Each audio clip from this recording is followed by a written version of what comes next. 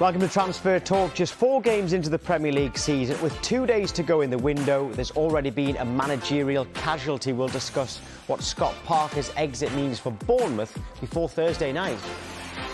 He was wanted by Manchester United. Now Southampton have had a bid turned down for PSV's Cody Gakpo.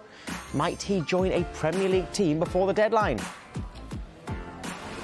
And Newcastle fans, will you have to wait to see a new signing, Alexander Isak, in action? We'll hear from Eddie Howe on the Swedish striker and whether they'll do any further business.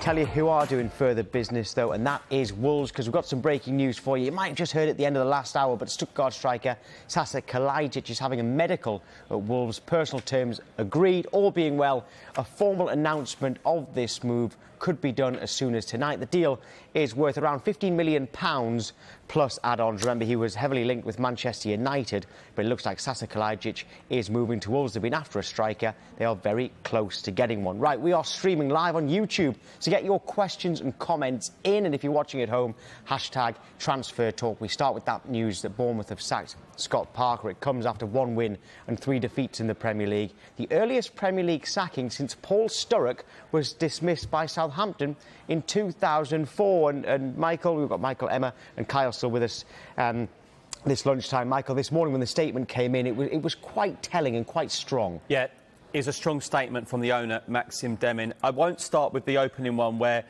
it's the usual gratitude, thank you to Scott for what he's done, and that what he done was getting them promoted back to the Premier League. But it's the second paragraph, Tom, the meat, where we nearly have to read and see what he has said.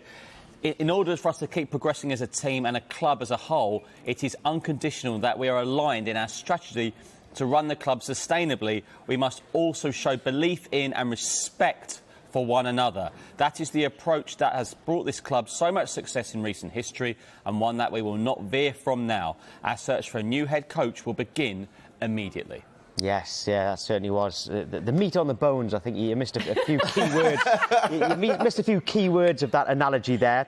So Emma, there, the statement was there, but the business done so far this window, we don't know if that's been a factor in this decision, but what have you made of it? What have Bournemouth done this summer? I think there are implications, certainly from Scott Parker's side, that this maybe is a factor, because he admitted early on in the window, when he was speaking to the media, he said that the squad he had now was weaker than the one that he had when they got promoted from the Championship, and he's made various comments in the media. You look at his interview post the Liverpool game as well, saying that they are under-equipped at this level. So it's quite clear, I think, really, Tom, that he thought, look, they needed strengthening, and strengthening properly as well. If you look at the players that they've brought in this summer transfer window, you've got the final centre-back, Marcus Senesi, Marcus Tavernier from Borough, Joe Rothwell, Neto, 33-year-old goalkeeper from Barcelona, and Ryan Fredericks. Those last 3 all brought in on free transfers.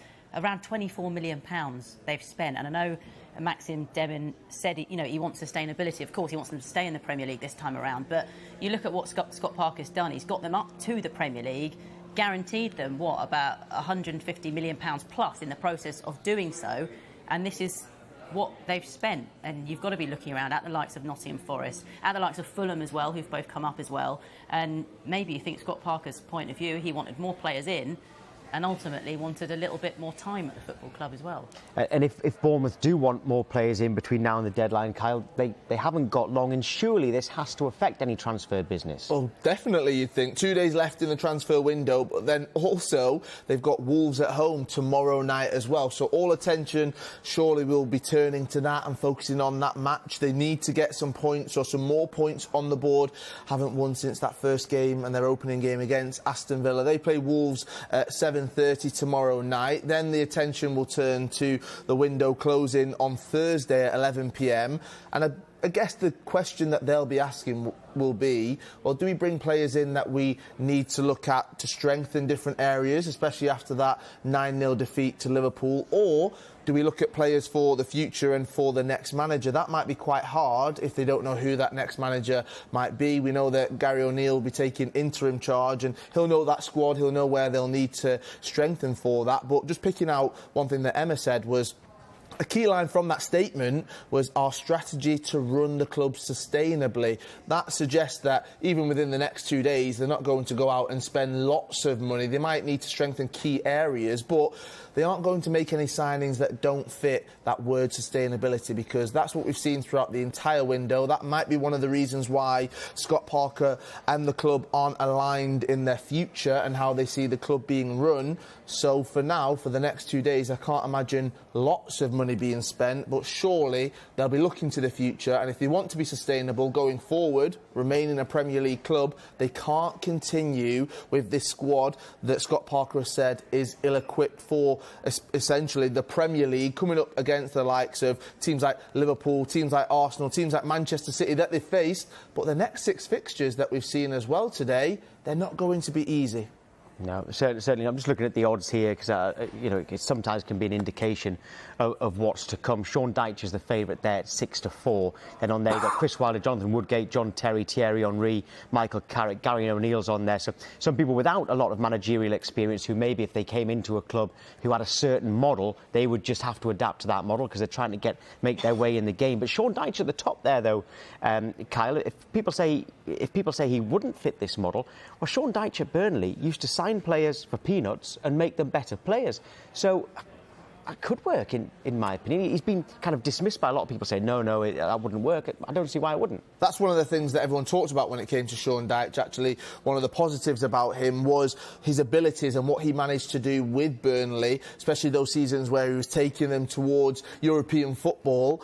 As you said, spending very little money and managing to get the best out of that squad. Whoever does come in next needs to understand that the squad they've got right now that has had some criticism recently, they actually need to know what they can do with that. What are the targets for this season? Is that to remain a club, a Premier League club, or, unfortunately, and hopefully they're not thinking this with 4 games to go, is it a case of seeing what they can do this season if they do get relegated? Right, what do we do next season to make sure that we come back? However, that is a very, very risky manoeuvre and strategy. My thinking is they want to obviously remain a Premier League club, but when you look at the likes of Fulham, when you look at the likes of Nottingham Forest, when you look at the likes of other clubs that were maybe down towards that bottom half of the table or quarter of the table last season, they're all strengthening. How do Bournemouth compare? And any manager that comes in knows they'll have a task on their hands, but if they do manage to do it, what a job that will be. 34 games to go, I'm not writing them out.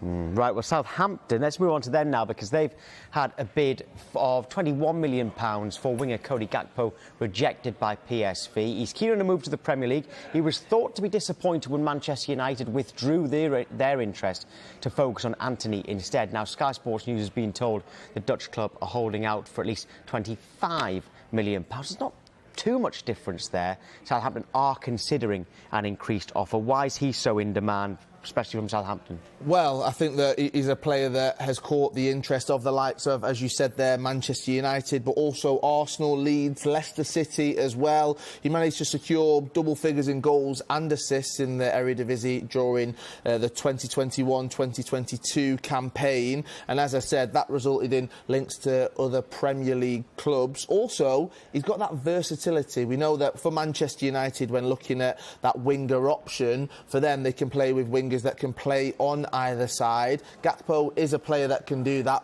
or he can also play up front as a lone forward. So that option and that versatility, that's definitely a reason why he's been linked to plenty of clubs this summer or in the past, and he's 23 years old as well. Again, another exciting prospect coming from that league, and we've seen what he's managed to do just for PSV in the last few games in their campaign to secure some European football. That wasn't the case for them, but he was definitely a shining light. And Emma, his manager is Ruud van Nistelrooy. What's he had to say about him? Yeah, well, he's constantly having to bat questions away about him at the moment. like Carl just said, so many clubs have been interested in him in this transfer window. They've got a game tomorrow night in the Eredivisie. So speaking yesterday ahead of that, he said, as long as I haven't received a message, I will continue to plan for the match and assume that the group will stay together. So look, a couple of days to go. It's a player that we've talked about for the past few weeks. I'm really interested to see where he does end up, because like you said, Arsenal, Leeds, Everton, a club that were interested, Manchester United, of course, the biggest one of the lot, and now Southampton as well. But some good news for Ruud van Nistelrooy and for PSV. They are close to bringing a winger in Anwar El Ghazi from Villa, not just because of Cody Gakpo potentially leaving. They did need reinforcements in that area because they've had a key player who's been ruled out for a couple of months now with an injury. But of course, then they have this whole Cody Gakpo situation hanging over them. A load of interest in the player. Will he leave in a couple of days' time? Southampton have gone kind of under the radar this summer a little bit, Michael. Can you just remind everyone of the transfer business they've done so far? Yeah, they've signed a number of young players. They've signed Gavin Baznu, who's their now #1 goalkeeper, Armel Kochap, the centre-half, Romeo Lavia, centre midfield, who's impressed the Southampton fans so far, Joe Aribo from Rangers, who's been in and out of the side, and Seko Mada, who started against Leicester City. Again, he's very young as well. When I saw Southampton against Spurs on the opening day, I have to say I was a little bit worried about them. Worried about maybe they're too young, inexperienced. But then I looked at James Ward-Prowse. He's still there, of course, could easily be in the England squad for the World Cup. This would be a very good signing, and I believe would be a record signing if it happens, though, but a big if. 4 points so far, Southampton. Picked up some points in that Leicester, so yeah. Under the radar at the moment, Tom, but they're hoping to be busy in the last few days. Yeah, and they've got players like Che Adams who are just getting better and better with every season. Right, OK, we are streaming live on Sky Sports News YouTube channel. There's loads still to come this hour. We're going to talk Newcastle, we're going to chat Chelsea, Crystal Palace as well.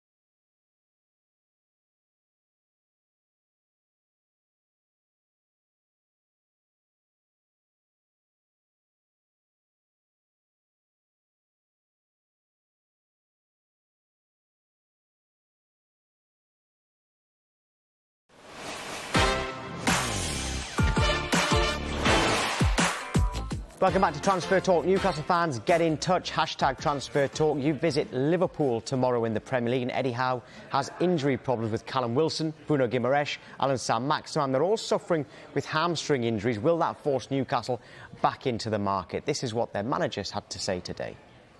I don't expect to be honest. We're very pleased with the business we've done. As I say, the injuries we have, we believe to be short-term. So there might be a bit of short-term pain around the squad, but longer term, when those bodies are back fit, I think we're very strong. That's not to say that we're totally closed off. We're obviously still looking, but I don't expect any major business to be done by us. So not expecting major business to be done, Michael, but so far the fans that we're hearing from are quite happy with the business they've done. Yeah, definitely. I mean, Isak signing, very, very exciting. He was highly regarded all across Europe. Sven Botman has started so well as well. Nick Pope started very well. And Matt Targett signed on a permanent deal. So sensible signings.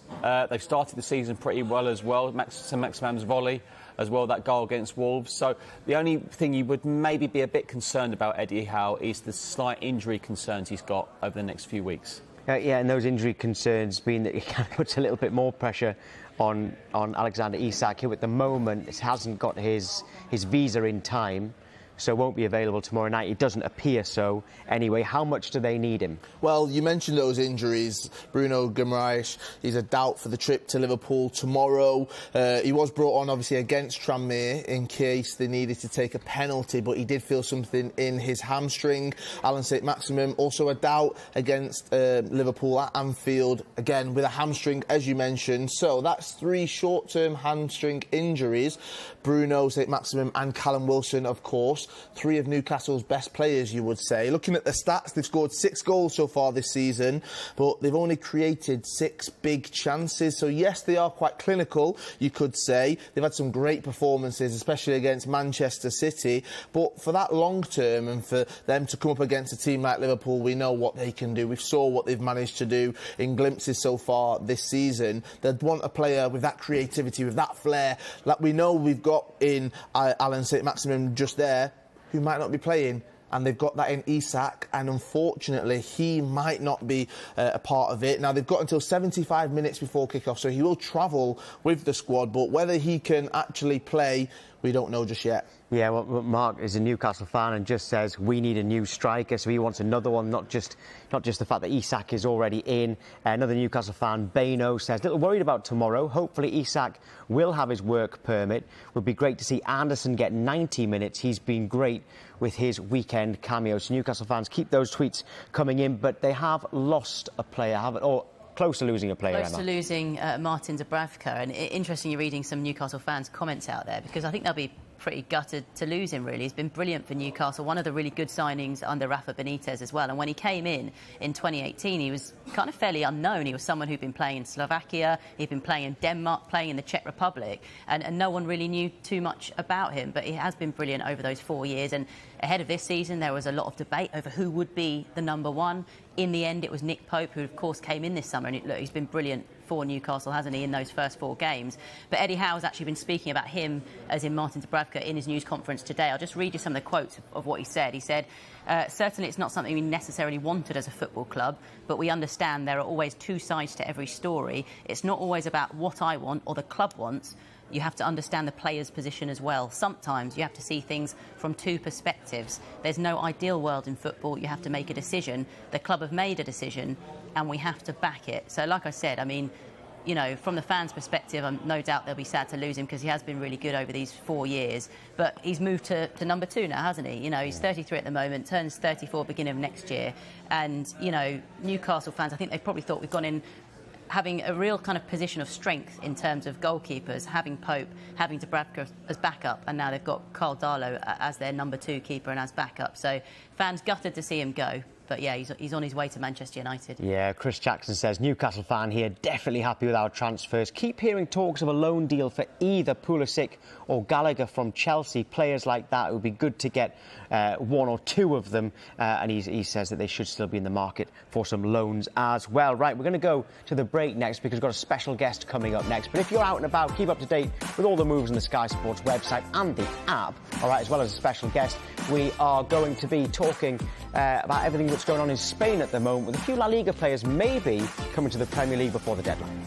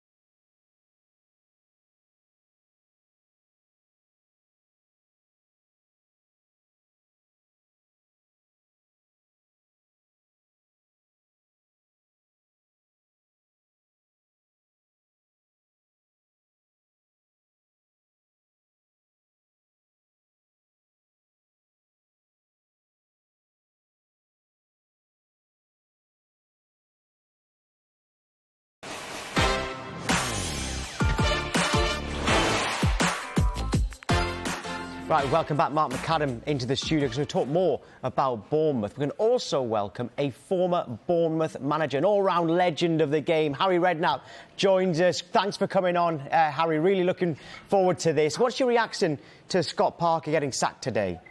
Well, it was obviously a great surprise. You know, I didn't see it coming at all. They've had a very difficult start to the season. Aston Villa at home, who they beat, and then. And then obviously Arsenal, Man City, Liverpool, they couldn't have had a more difficult start. The key is obviously not the results, I think, with this one, Harry. It's about the nature of the comments and the things he said and their alignment in the transfer window. What do you make to that situation? Well, I must be honest, you know, when Scott came out and, you know, was talking about needing some help from the board, I thought, Scott, maybe that's not a good situation to get in with the board, you know. And the owner, I mean, Max, who owns the club, he has put a lot of money into the club. He's been a great backer of the club since he first arrived there, you know. And So, yeah, I would think that's probably what was the downfall for Scott there, was sort of criticising the transfer policy and whatever. But you can't take it away from what he did. He did a great job last year getting the club promoted. There was no doubt about that. And, you know, I'm sure, you know, he'd have done a good job this year. He had a hard job on his hands trying to keep Bournemouth in the Premier. It's not an easy one. But, you know, if anyone, you know, could have done it, I'm sure Scott would have given it his best shot. But then looking for somebody else now, somebody's got to come in and take over a very tough job, but a great job. It's a good club, you know, well-run club. It's a great opportunity for somebody to come in now and have a go at it, I'm sure. And if they can keep Bournemouth up this year, you know, they could become, it could be a fantastic opportunity for them. And like you rightly point out, Harry, as well, Scott Parker had a very successful spell as Bournemouth manager. 51% was the win ratio. He took a team from the Championship to the Premier League. You know how difficult it is because you did it with QPR. So whilst everyone will look at this situation and think this is a negative, he actually had a good run and did well when he was there. Oh, absolutely. I mean, last year they were... You know, it's like everything, isn't it? Like, we all get carried away about how great managers and coaches are. You need good players, and they had a squad last year that was as good as anything. You know, them and Fulham were the best two teams at that in the Championship. They got promoted, and this year he's took over a team now that is a struggling Premier League squad because it was in standard. And you know, well, whereas I think Notts Forest have gone out and spent an awful lot of money, and they've gone in an approach where they're going to really give it a go to stay up. Bournemouth have been more conservative, and they haven't spent the money on the, you know, the Forest and that have looked to spend. So, but you know, I'm sure Max and the people who own the club are looking to. They don't want to get themselves in trouble, and they're looking to do their best with what they've got. They have got some very, very good players there. I mean, there's some good players at the club. I saw the first game with Villa, and they beat Villa comfortably. So there's no reason why they can't win lots of games in this division. Not beating Arsenal, Man City and Liverpool is no disgrace. You don't expect anything from them games. But whoever comes in, you know, you've got a chance. They're not a team that have no hopers. There's a real chance that somebody could come in now and take over the job and keep the team in the division. You talked about the man that can come in and take on that role. You're a season ticket holder at Bournemouth yourself, Harry. You've managed the club, you've played for the club, you've been around it for so many years of your life. Who is the right man to take on that Bournemouth job now, do you feel? Well, I'd like to see Sean Dyche come in. I mean, I love Sean. I think he's fantastic. You know, great character. He did an amazing job at Burnley. But, you know, it's whether he would fancy it or whether he'll hang around a bit longer and see what else comes up, because a Premier League job will come up for him at some stage for sure. So it's a case of whether he decides, you know, I'll give that a go, and whether he feels he can keep them up. As I say, it's not an easy job. It's not going to be easy. It's going to be very, very difficult. But it's a smashing club, great area. You know, it's got a good feel to the place. The fans are brilliant. Every week the place is full. It's only a small stadium, but a great atmosphere. Yeah, it's a great opportunity for somebody. Come and take it on, and if they can keep them up. Eddie did it for 5 years, and if someone can come in now and keep the team in the Premier, they'll be a hero.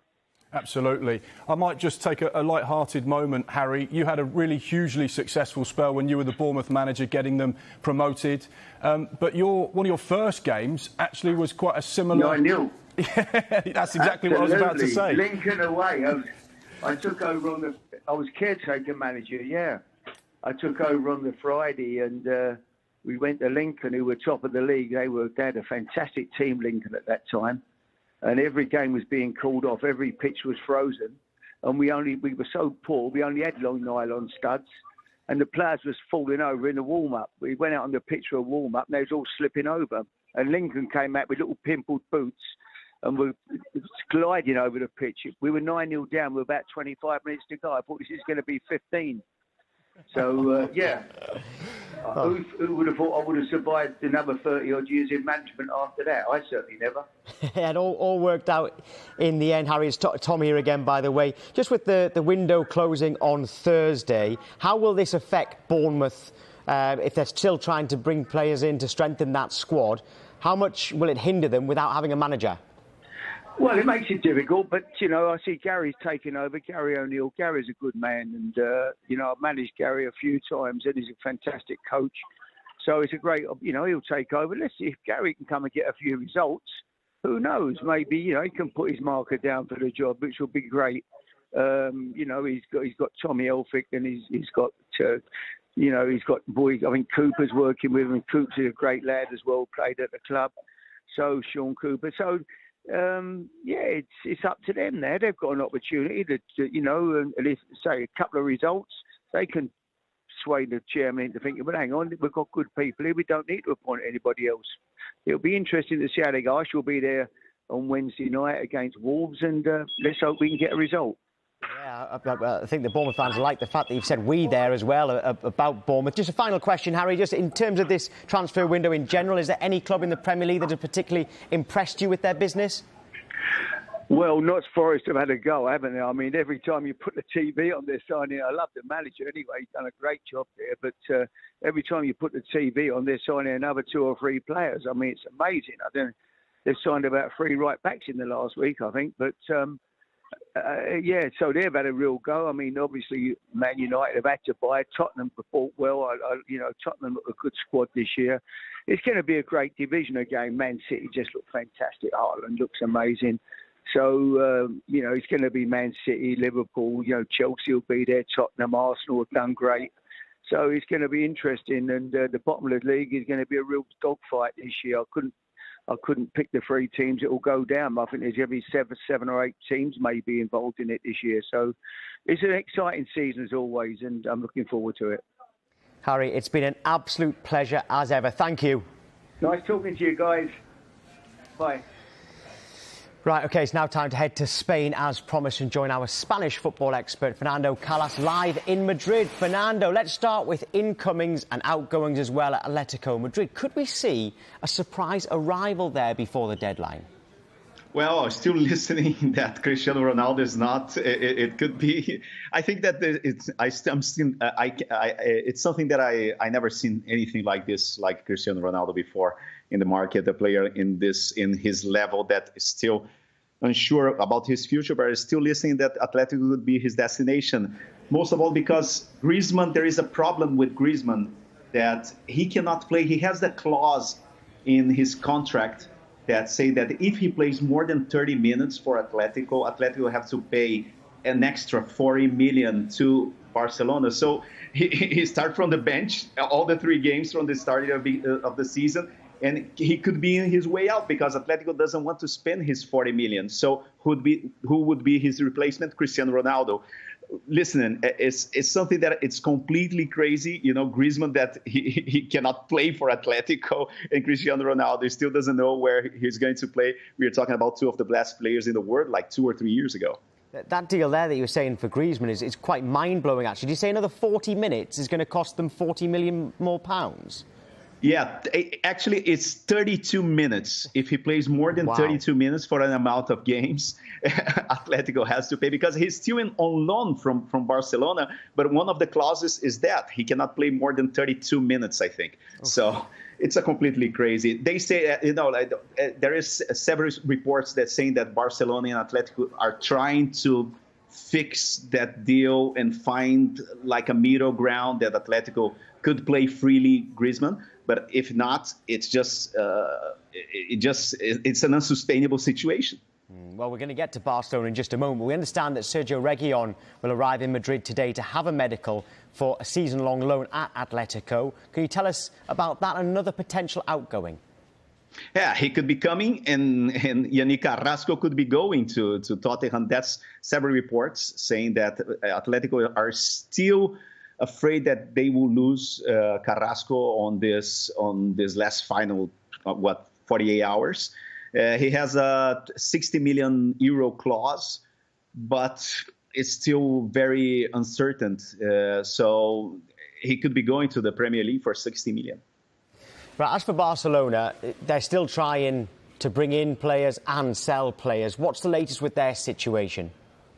Well, we are told that I was told that Barcelona is still that Aubameyang could be going back to London. They're under negotiations with Chelsea, and it is believed that a deal will be reached for around 20 to 25 million euros. Yeah, just having a look at Aubameyang there, and I think a lot of Chelsea fans are hoping that he can make that move. Marcos Alonso as well, by the way, is there a chance that he will actually eventually make that move that he's been after all summer? Yeah, his agent has just arrived at Camp Nou, so a deal could be in place in the next few hours. OK, right, interesting one there with him leaving Chelsea. Right, Memphis Depay, do you know a potential destination for him? Well, nobody knows. He's on his way out from Barcelona, but we believe that he was going to Juventus, but a deal could not be reached. Real Sociedad just sold Isaac to Newcastle, so they're looking for a striker. Cavani was just announced yesterday at Valencia, so Real Sociedad are still on the market for a striker. He could be going to Real Sociedad, Memphis Depay, but there are reports that also Manchester United could be a destination. OK, and then, finally a deal that has been completed. Another one for Nottingham Forest, Renan Lodi on loan from Atletico Madrid. I think you mentioned him earlier, but what will he add? The Forest fans are asking. I think he's a fantastic player that was in a very bad situation at Atletico. Last year, Atletico changed to a 3 centre-back system, and Lodi was the odd man out. And he was a starter at the Brazilian national team, and he wanted to have minutes. He wanted to play. He wasn't having the minutes that he wanted at Atletico, so he asked out. Because he was thinking about the World Cup. I think that he's going to arrive at Forest really hungry to make the World Cup team, not only as one player, but as a starter for Brazil. Fernando, I'm going to get your number off our producer, Ellen, and find out where you got that shirt, because it's an absolute belter, and I want myself. Thanks for coming on. Thank you. Right, got some breaking transfer news, and Callum Hudson-Odoi will spend the rest of this season on loan in Germany with Bayer Leverkusen. This has been going on for a while. It's now confirmed. Chelsea are hoping to confirm the signing of Wesley Fofana, by the way. In the meantime, he's been having his medical in the United States. But Callum Hudson-Odoi is joining Bayer Leverkusen on a season-long loan. Right, and with Emma, we knew this one was coming, but he was wanted by so many clubs, but he's chosen to go to Germany. Yeah, I think it makes a lot of sense as well. This is a player who's been an unused sub in their opening 4 games of the season so far. And look, he wants consistent game time, needs some consistent fitness as well. So this is a really good opportunity for him to try and rediscover some form, really, and hopefully he goes out there and really knits some performances together. We know he's had injury problems. Of course, he had that really horrific Achilles injury, not been played really in his preferred position either. So look, a good opportunity for him to go and join the Bundesliga side and rediscover a bit of that form. OK, yeah, we wish him the best out there. As for Wesley Fofana, Kyle, we know that this deal is now close, having his medical out in America, and everyone keeps saying he is the perfect fit for Chelsea. Why? Well, you look at Thomas Tuchel's defensive record at Chelsea and how outstanding it actually has been. He's kept as many clean sheets as Jurgen Klopp's Liverpool. Pep Guardiola's Manchester City have conceded only 2 fewer than Chelsea since Tuchel came in. But obviously, you've got to think of the departures for Chelsea as well. Christensen has obviously left the club, and then also Antonio Rudiger's the big one everyone's been talking about to Real Madrid, with that being a huge loss, not just because of the quality of Rudiger but also the pace that he gave. And if you look at the current players, obviously Kalidou Koulibaly has come in, but he's 31 years old. Thiago Silva, 37 years old, so there could be a question, maybe, possibly in the future, about pace there. So with this one, why is he the perfect fit? Well, they're thinking about the future. This is a defender that everyone's been talking about. This is a defender that last season, when he was out, Wesley Fofana, Brendan Rodgers compared his absence to Liverpool losing Virgil van Dijk.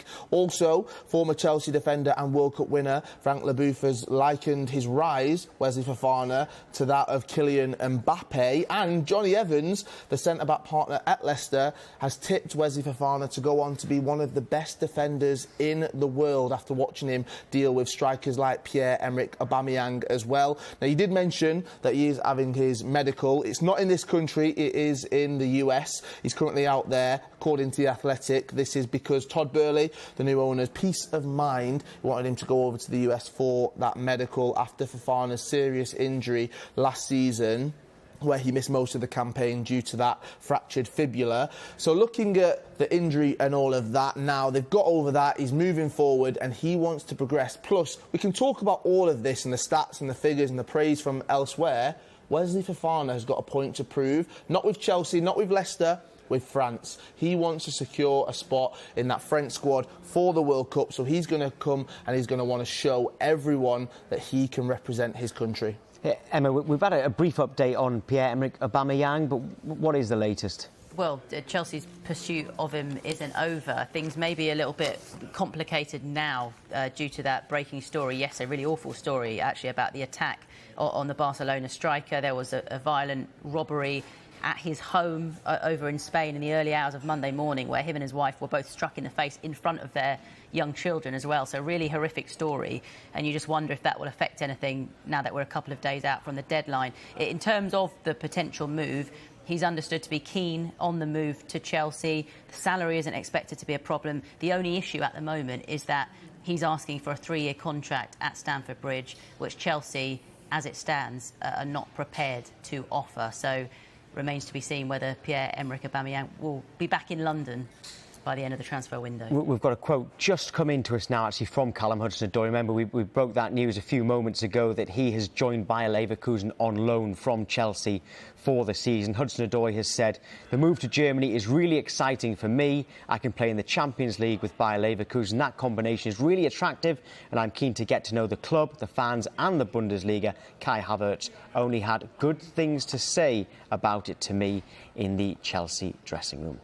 Right, we have another very special guest coming up in a moment, where we're joined by a WWE superstar who's also a massive football fan. Remember, we're streaming live on YouTube, so tune in if you're out and about.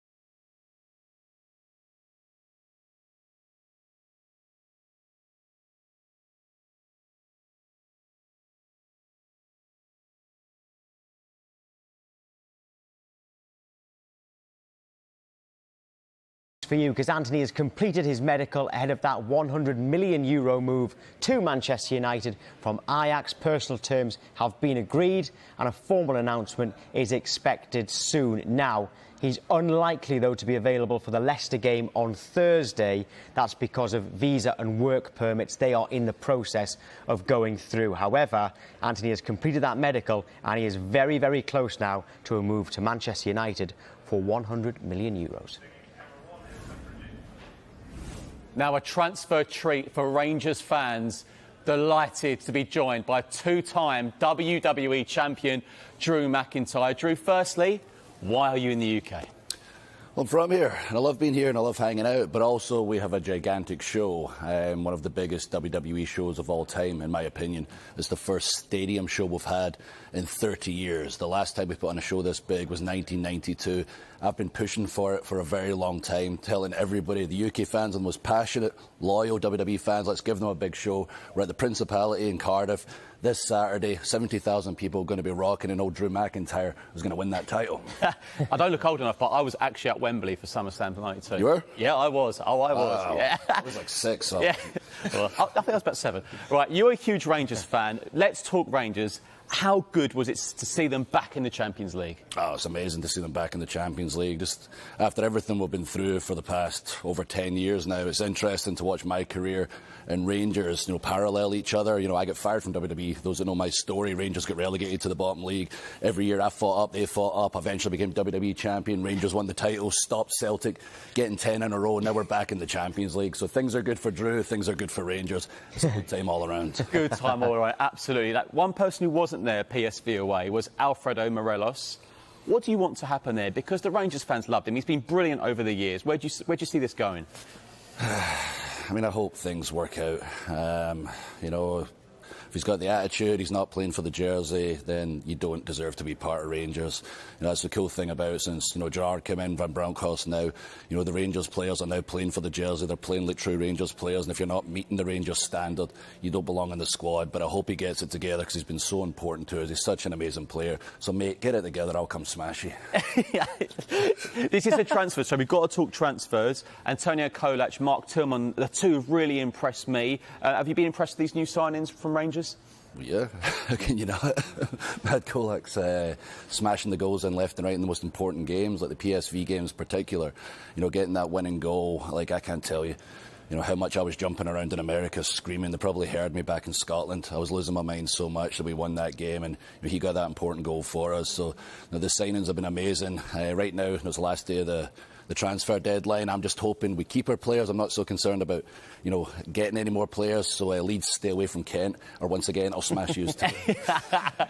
Now, I'll tell you what, you're going to be too busy potentially to watch this on Saturday, but it's Rangers Celtic. I'll be watching it. Oh, there you go. That's it. I'll be warming up. What a fan. What a fan.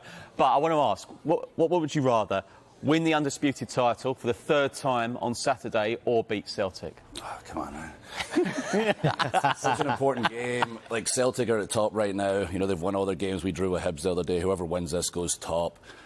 But I got to say, win the title. This is something I couldn't even have dreamt of as a kid. Main eventing in the first stadium show in 30 years. Everyone told me I was mental when I said I'm going to go to WWE, and they're like, really, you're going to go to America to WWE? Became the first ever UK champion from the UK. Now I've got the chance to raise the title in front of everybody back home in the UK. I really got to go for that one. But still, Rangers are going to win, so we're golden. Absolutely.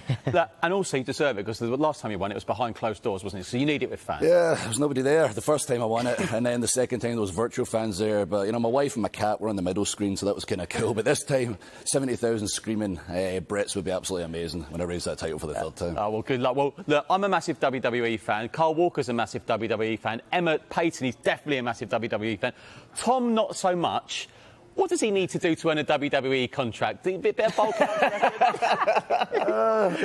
Yeah, I mean, we've got Rey Mysterio. He's the biggest in the world, so it's all about the heart. Yeah. But also, you got to fight guys like me. I'm 6'6", about 20 stone, so I don't know, maybe we'll have a tryout match after the cameras go off. Yes. No, thank you.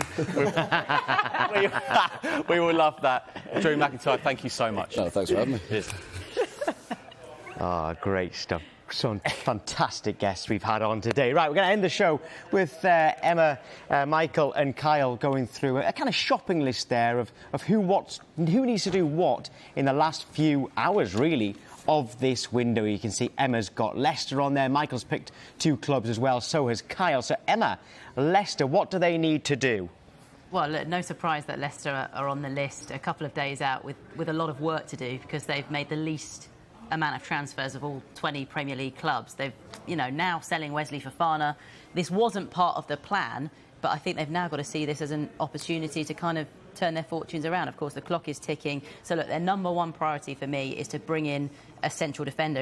In fact, they could probably do with 2 as well, because they didn't want to see him go, did they? They're saying throughout the window, look, he wasn't for sale. But this will provide some much-needed funds for Brendan Rodgers to add to his squad. And you look at the players that they've lost this transfer window as well. Their captain in Kasper Schmeichel. They've loaned out Hamza Chowdhury. We know Ricardo Pereira's out for a number of months with an injury. They didn't activate Ademola Lookman's clause to make his loan permanent as well. So you look at it in some ways and think, is Leicester's squad weaker to the one, that finished last season? So you look at the centre-back situation. They've lost Wesley Fofana. Brendan Rodgers doesn't really seem keen on Kaglas Yonchu and Yannick Vestergaard, but they are the only 2 backups at the moment to the first choice centre-back pairing of Johnny Evans and Daniel Amati. So, look, it's a big week for Leicester, a big couple of days. And, of course, they actually play on the Thursday night as well. They play Manchester United. Yeah, Amati's not even supposed to be a centre-back, isn't he? We're also led to believe he was a central midfielder who could play right-back, and there he is at centre-back. Michael, right, you've gone for Villa and Tottenham. I've had 2, so it's a bit of a big shot. Look, Diego Carlos is a bad injury for Aston Villa, isn't it? So, potentially, are they going to get another centre-back in as well? It says midfielder there, possibly winger. If Brian Hill goes on loan to Valencia, Antonio Conte will want him replaced. My understanding is Japhet Tanganga will now stay at the club, so I think a defender is unlikely. OK. And Kyle, your 2 were Bournemouth and Everton. Yeah, you're out on the big shop, as Michael's just said, then you get a text and say, oh, you need to get this as well. So it says left back on the graphic, but Bournemouth also need a manager, so that's been added to the list as well. So we're going to have to go in the market for that one. But left back is one of those areas that they need to strengthen. You'd look at when it comes to Bournemouth. And then for Everton, I mean, striker, they did bring in Neil Maupay. There was a big story around Dominic Calvert-Lewin's injury and them having to provide that forward. However, if they do lose Anthony Gordon as well, he's been talked about him possibly going to Chelsea, then Everton will need to find a replacement for an attacking player in Gordon, and maybe, who knows, Conor Gallagher has been linked with them, Armando Broja from Chelsea as well, both of those Chelsea players linked with Everton. So yeah, plenty to do on the big shop. We better get out and get shopping, eh? Right, Kyle, Emma, Michael, thank you. You've been excellent as ever today. Just a reminder that Callum Hudson-Odoi has joined Bayer Leverkusen on loan for the season from Chelsea. Chelsea have actually just confirmed to us that they've got the option to recall him in January. And remember that Manchester United are closing in on the €100 million deal for Anthony. Right, we are going to be back in the morning as the deadline creeps closer. All the latest transfer news in Good Morning Transfers from 9 a.m. until 10 a.m. And we're back for Transfer Talk, the penultimate one of the window at midday until 1 o'clock on Sky Sports News. And the Transfer Show returns tonight with Dharma Sheikh and Kaveh Solokal and Melissa Reddy as well, 5 p.m. and 6 p.m. Right, coming up live on Sky Sports News, we're going to hear live from Pep Guardiola as Manchester City get ready to face Nottingham Forest tomorrow.